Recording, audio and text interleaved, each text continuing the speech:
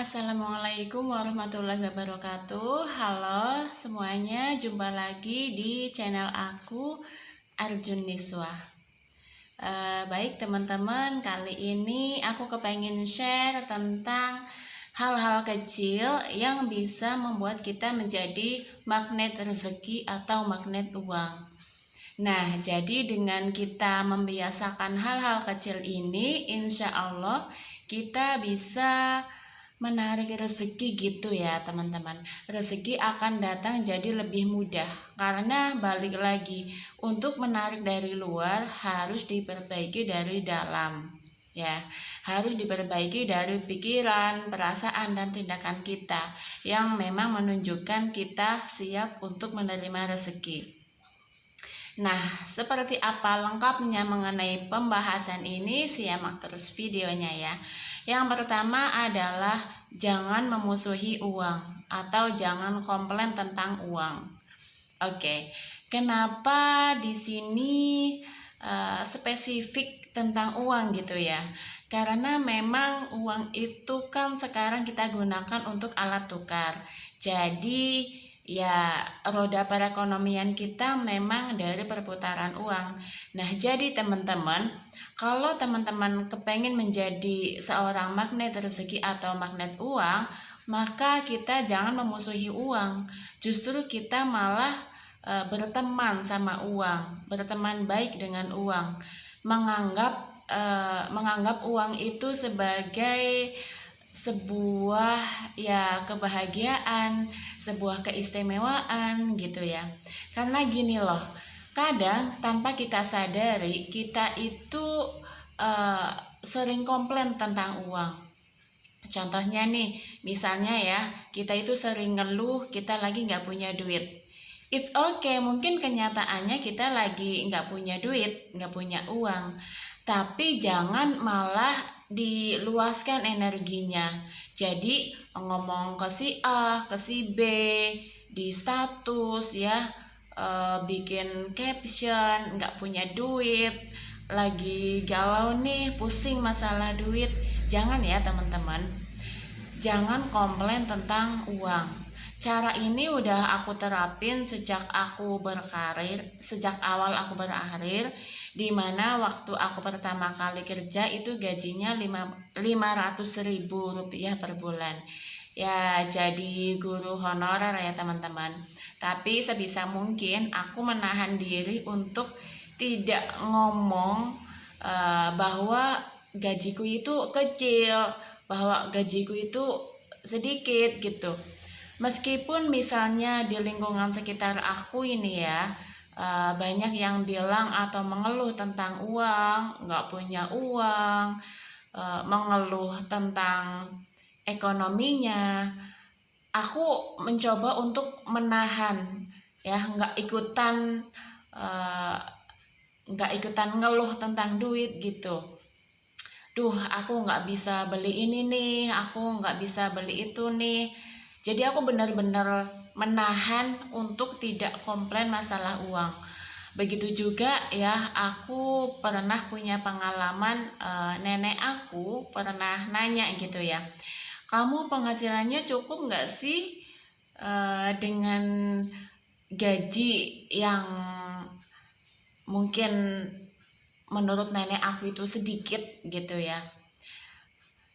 Nah, nenek aku tuh kayak mengkhawatirkan gitu, mengkhawatirkan keadaan keuanganku gitu. Cukup nggak sih uang yang aku punya gitu? Dan aku selalu bilang cukup gitu. Bahkan aku bilang, tenang aja nek, gaji aku banyak kok gitu. Gaji aku cukup, bahkan lebih untuk mencukupi kebutuhanku gitu. Bahkan di saat orang lain lagi mengeluh tentang uang, itu adalah kesempatan untuk kita untuk memperbaiki keuangan kita gitu. Jangan terpancing untuk ikut mengeluh tentang uang gitu. Misalnya nih, kita lagi punya duit cuman 5.000 rupiah aja nih ya. Coba kita traktir teman kita traktir orang gitu ya. Jadi jangan komplain tentang uang, jangan komplain tentang kekurangan uang gitu. Jadi benar-benar menjaga omongan untuk tidak mengeluh tentang uang. Lalu yang kedua, aku selalu merasa aku punya banyak uang, meskipun kenyataannya aku lagi nggak punya uang. Karena aku merasa aku ini punya badan yang sehat gitu. Jadi menurut aku sehat itu adalah sebuah uang yang memang nggak kelihatan gitu ya. Jadi gini, coba teman-teman gitu ya, cek orang yang lagi sakit di rumah sakit. Misalnya dia itu sakit di bagian gigi, di bagian tangan, di bagian apapun itu ya, pasti ya saat dia sakit dan dia harus berobat, untuk mengembalikan kesehatannya dia pasti mengeluarkan banyak uang. Dan ya teman-teman bisa cek langsung gitu ya, bahwa untuk mengembalikan agar badan kita itu sehat, itu pasti mereka mengeluarkan uang yang memang tidak sedikit teman-teman. Jadi ya itulah ya, kita itu harus kembali bahwa saat ini aku sehat, itu berarti kita lagi punya banyak uang gitu loh teman-teman. Karena badan yang sehat ya, untuk mengembalikan badan yang sehat itu butuh banyak uang. Jadi meskipun kita tidak lagi punya uang tapi kita sehat, itu ya kita punya uang dalam wujud yang lain gitu. Dan yang ketiga adalah tidak takut saat melihat barang mahal. Enggak kagetan ya, enggak terkejut, enggak minder saat melihat barang mahal. Atau saat misalnya kita lagi jalan-jalan ke supermarket misalnya, atau kita lihat di Shopee misalnya ada barang-barang yang mahal misalnya, yang menurut kita mahal gitu ya, ya mungkin harganya enggak apa ya, nggak sesuai dengan uang yang kita punya sekarang. Teman-teman itu jangan merasa kayak wah ini barang mahal banget ya, kapan aku bisa beli barang ini. Jangan ya, kita harus merasa berlimpah. Jadi kalau misalnya kita melihat barang yang mahal, seharusnya kita itu memuji gitu. Wah misalnya kalau aku punya barang ini, kualitas apa nih yang bisa aku ambil dari barang ini. Nah jadi nggak ngekomplain harganya yang mahal itu gitu ya. Justru sebaliknya, wah barang ini mahal pasti kualitasnya bagus nih, aku harus ngerasain nih kualitas dari barang mahal ini. Jadi nggak takut ya dengan barang yang mahal. Misalnya teman-teman punya sesuatu yang diincar nih, pas lagi jalan-jalan kita lihat sesuatu yang kita inginkan ternyata menurut kita mahal. Ya udah, dicoba aja, kita sentuh aja barang itu, kita lihat-lihat, kita pegang barangnya. Jangan malah kita takut gitu, kita minder lihat barang tersebut gitu. Nanti gimana ya, lagian aku nggak beli juga, akhirnya takut tuh lihat barang itu. Ya udah, pokoknya kita harus merasa bahwa kita punya uang banyak agar bisa membeli barang tersebut gitu. Kita harus sering-sering melatih diri untuk tidak menawar ya waktu kita membeli sesuatu, terutamanya ke pedagang kecil atau pedagang yang biasanya ada di pasar tradisional gitu ya. Ini salah satu ajaran dari kakek aku gitu ya. Gini loh, jangan suka nawar, kalau kita lagi beli kepada pedagang yang memang pedagang itu pedagang kecil gitu, kita harus hargai mereka gitu. Kita menghargai usaha pedagang itu, kita menghargai bahwa pedagang ini berusaha gitu, sedang berusaha untuk memenuhi kebutuhannya dia gitu. Kita harus menghargai. Walaupun misalnya pedagang itu mungkin sudah berusia lanjut gitu ya, tapi mereka tetap mau berusaha, mereka tetap mau bekerja keras untuk memenuhi kebutuhannya gitu.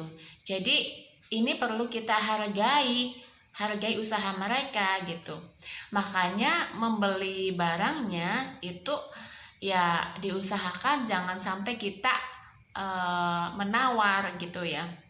Dan hal ini memang akhir-akhir ini gitu ya, aku memang berusaha banget untuk selalu membeli dengan aku tidak menawar, terutama ya kalau di pedagang-pedagang yang memang barang yang dijual itu ya katakanlah kecil, maksudnya misalnya sekelas kayak makanan seharga 10.000, 20.000 yang memang udah umum harganya, aku nggak pernah nawar gitu ya. Walaupun di sekeliling aku, di lingkungan aku itu kayak yang